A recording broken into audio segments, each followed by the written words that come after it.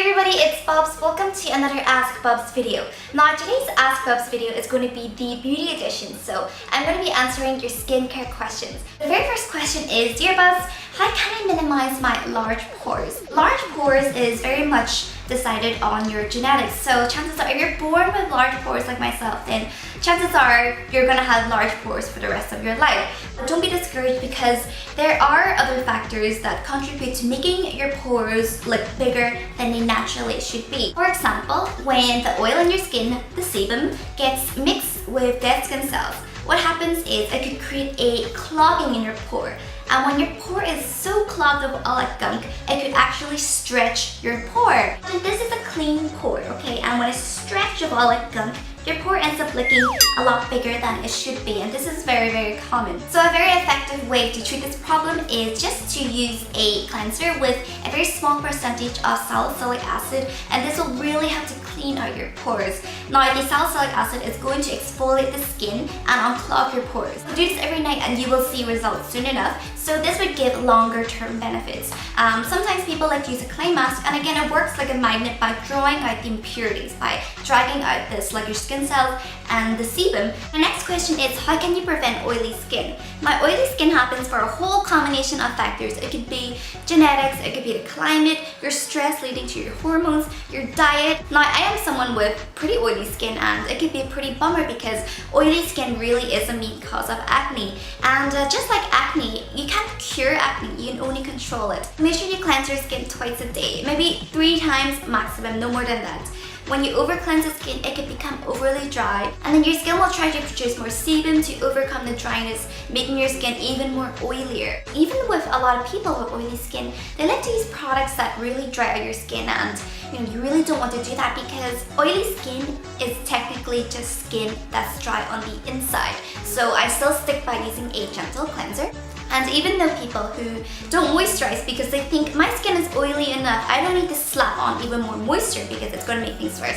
No, that is not the case. If anything, skipping moisturizer could be what's making your skin even worse. So instead of going for anything that's too rich or too creamy, go for something that's more lightweight, maybe a water-based moisturizer, even a gel formula. Moisturizer regulates your oil production so it doesn't overproduce. Your diet is very important as well. If you eat a lot of fatty foods or foods that's high in sugar, it makes your body pump out more androgens, and these androgens are usually what's responsible for your skin pumping out more sebum. How can I fade my acne scars?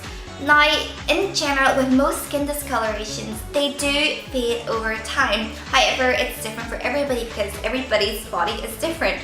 And with acne scars, the really first thing you should be addressing isn't necessarily the marks first. You should be addressing the bumps first, because there's no point trying to get rid of old acne scars if new acne scars is just gonna come right in. So you want to start by treating the acne first, using the right products, having a good diet, a good lifestyle, hygiene, all that stuff, and then you can think about treating the scars.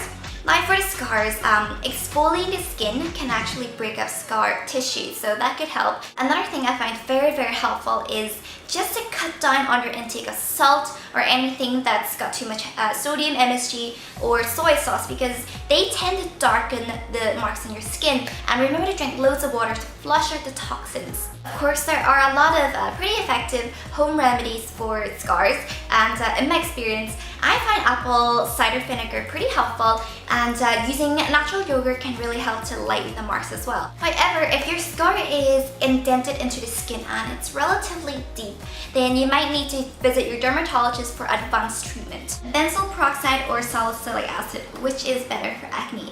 You'll find benzoyl peroxide and salicylic acid in most acne products because they tend to be relatively cheap and they tend to give pretty effective results. Now everybody is different, so results are different for everyone. Some people have a better experience with benzoyl peroxide, some people have a better experience with salicylic acid. Now with benzoyl peroxide, how it really works is it kills the bacteria that causes acne. So it can be pretty harsh on the skin, pretty drying, therefore it could irritate the skin. Although the skin, tends to get immune to, a lot of products, it's especially easy to tolerate benzoyl peroxide. So you'll find that benzoyl peroxide could lose its effectiveness through time. Now, salicylic acid, on the other hand, is actually natural, and it works by cleaning out your pores, exfoliating the skin so your skin regenerates itself faster. It's not as harsh as benzoyl peroxide. It's more gentle. It can still be dry nonetheless, but it isn't as irritating as benzoyl peroxide. For me personally, I would say I would prefer salicylic acid because benzoyl peroxide is probably a bit too irritating for my skin, and salicylic acid tends to work better for whiteheads, which is something that I have more problem of. Dear Bubz, you talk a lot about foods that are bad for the skin. Can you share some foods that are good for the skin? Okay, so beauty foods that's good for the skin. Definitely tomatoes. When tomatoes are under the sun, instead of shriveling up, they actually thrive. And eating tomatoes is like the sunscreen that you can actually eat. So when you eat tomatoes, it actually helps your skin protect itself from sun damage, and it strengthens your body's immune system. So it protects you against premature wrinkles, it protects you from inflammation, and even lowers your chance of skin cancer as well. Fish, because your body needs its omega fatty acids. Now, omega fatty acids actually helps your body to strengthen its immune system. And when your body's immune system is strengthened, what happens is you're protecting your body from inflammation. Your skin will glow, your hair will be stronger and shinier, your nails will be stronger as well. Green tea and spearmint tea is great for acne because it helps to control your androgen levels. Plus, green tea is also packed full of antioxidants, which also helps your body fight against free radicals. Speaking of antioxidants, most berries are packed full of them, and I especially love to eat blueberries because it's just really good for your skin. You can eat strawberries because strawberries can help to whiten your teeth. Do you have any advice on treating dry skin? Now, if your skin is very, very, very dry, then you'll find that your skin would be extra sensitive, so you'll find that it gets irritated quite easily. I recommend you guys to avoid using products that's got fragrance in it because fragrance tends to irritate the skin. And with your skincare products, you want to make sure that this range is catered especially for people with either very dry or very sensitive skin. I recommend maybe something from Cetaphil or even from Physiogel. Avoid taking very hot showers or baths. Okay, so you don't want your water to be too hot, and even avoid taking baths or showers for too long because that could dry your skin. And after you're done showering or after you're done washing your face, make sure you apply your skincare routine right away because you don't want your skin to evaporate from its moisture, so that could really dry your skin. And it may even help to have a humidifier in your room because that helps to keep the atmosphere moist so your skin doesn't lose moisture. I find using natural yogurt really helps to balance out my skin's pH and really moisturize it. And I also used to use oatmeal to mix with a bit of water to clean my skin, and that really helped. Final question, dear Bubz, is makeup bad for my skin? Now, everybody is different. Some people tolerate makeup very well, whereas for some people, they're a bit more sensitive and they can break it really easy and all that stuff. And some people may even argue that, some foundations, a lot of them contain SPF these days, so technically it's protecting my skin from sun damage. That can be true too, but at the end of the day, even if it's oil-free makeup, whatever it is, at night time, you have to remove all of it. And there's a reason that you have to remove this makeup because makeup can clog your pores.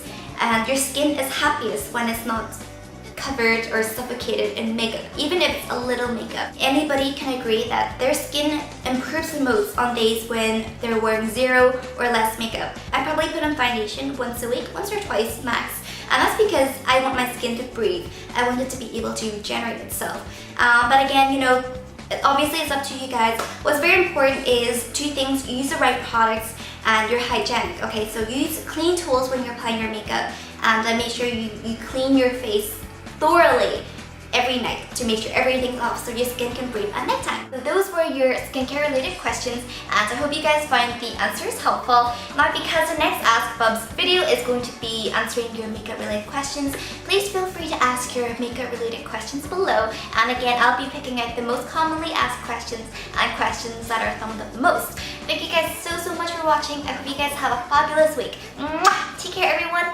Bye!